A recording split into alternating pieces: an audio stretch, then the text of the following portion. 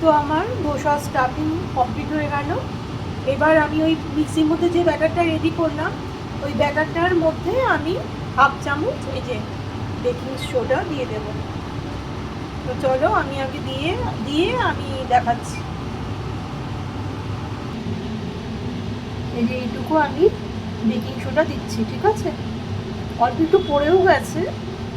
চলো এটা আমি এখন বেকিং সোডা দেওয়াতে কি বলো তো, এখানে একটু জল দেবো, নিয়ে এটা ব্যাপারটা ফ্ল্যাপি হয়ে যাবে, করতে সুবিধা হবে। তো চলো আমি স্টার্ট করছি। এই তো আমার ধোসা কমপ্লিট হয়ে গেল।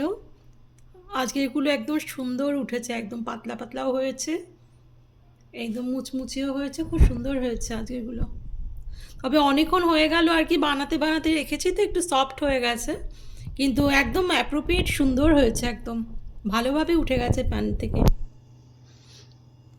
যাই হোক, করতে করতে একটু হবে, কিন্তু ভালোই হয়েছে, আগের দিনের থেকে একদম পারফেকশনটা এসছে আর কি।